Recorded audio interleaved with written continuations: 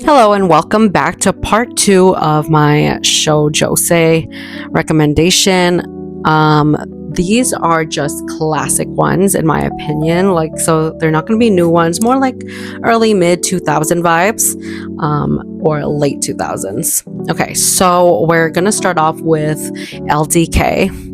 LDK was one of my first cohabitation type of romance mangas, and there's been so many now, but for me, since it's like one of the first ones, it just comes to my mind. But these two are high schoolers that end up living together because a situation where it's like they don't have money and they already signed the contract. I think the person scammed them or something, a misunderstanding, but now they have no choice but to live together, and they're keeping it under wraps, of course, but there's romance, and then he gets like jealous, the typical vibes. I believe there's always going to be like an adaptation of some kind that I watched in the past, since these are older. I think this one had either a drama or a movie series, and I remember it was quite adorable. Yeah, if you've never watched a live action before, I feel like the romance ones are better than like the action ones or the shonen ones, because obviously CGI and stuff, but usually the acting is okay and it's quite cute and sticks well to like the original story.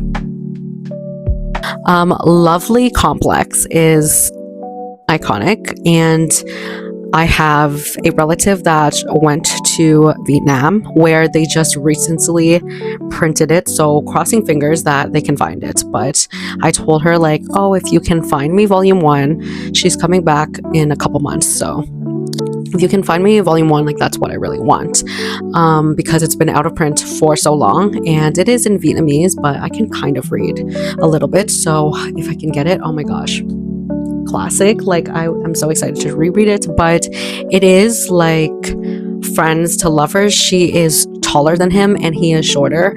I still think till this day it's a very unique and fun concept that they physically look different and just not the typical beauty standard for society. She's more outgoing and like extroverted too, so she's very like loud and tall, and he is more of like, I wouldn't say dainty, but just more reserved, and he's shorter than her, so they shouldn't make a good pair, but they just do. And it is a friends to lovers story, lots of comedy in here too. That's very fun. I really hope I'm able to grab my hands on the physical print, and I'll definitely do a reading vlog if that's the case. So next one is Last Game.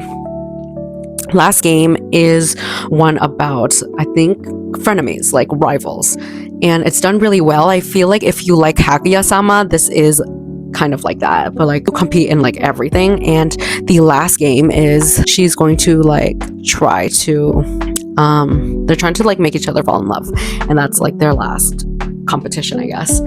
And yeah, it's really fun. Next on the list is My Little Monster. Also, by the way, there's no like top ranking to it. If I mention like a number or anything, it's just how I put it down in my notes so I can remember. But yeah, My Little Monster, it's just a girl that's antisocial, that type of story, and a guy that is more like ruthless, even hostile. And it's their love story and how she doesn't care for any guy, but for some reason, like, she likes this one. And he is a piece of work, let me tell you that. So yeah, it's not really complex, but I feel like it's a fun read if you have nothing to read. Or you can just watch the animated movie, I think. 6 is Orange. I know this came out like later, but I think Orange is just one of the most unique and beautiful stories ever. And I mentioned in the first part of this, you should watch it if you haven't already, but I just love anything related to time travel. And this one did it so well. It's so emotional. So we have the female protagonist. She gets a letter from herself, who is 26 years old, and it's like 10 years in the future. She's telling her, there's going to be a transfer student. You need to save his life. Like, he's not going to make it. And there's like depression, there's mental health issues, and a lot of things. She tries to like prevent it, and it's just so beautiful. I think there's also an anime. Most of these, I'm pretty sure there's an anime for. But yeah, I actually have not watched it, but I really, really love this series. And one day I want to reread it. But yeah, I still remember like it's just so beautifully done, written, and it's pretty short too. Okay, so Special A.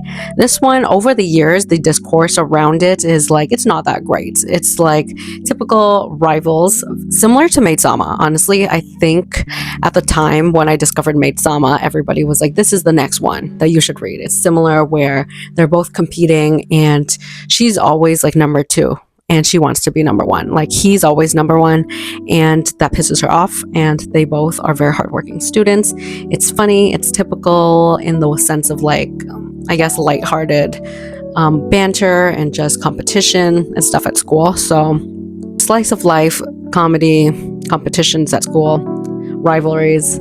Yeah, you should read it. La Corda d'Oro was one.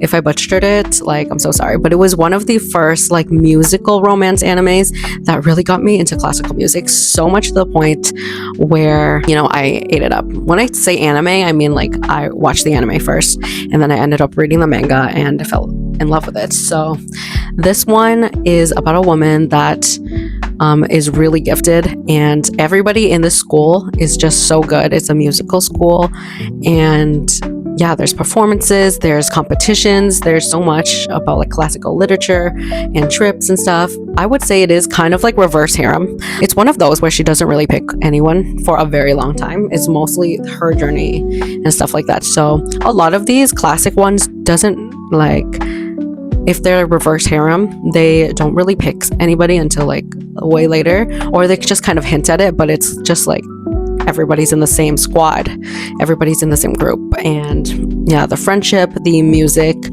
elements, it was just so good. Competition, just seeing how intense it was and just learning so much about classical instruments was really cool. Then Kitchen Princess was one of the first mangas I ever was gifted, so I usually read everything online, right?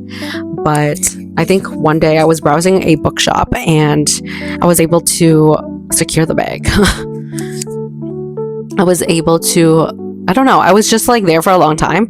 And back then manga was really cheap, like maybe $7 Canadian, which is crazy knowing the price now. It's like double, triple that. But yeah, so I think somebody bought me Kitchen Princess Volume 1 and then I fell in love, read the rest online.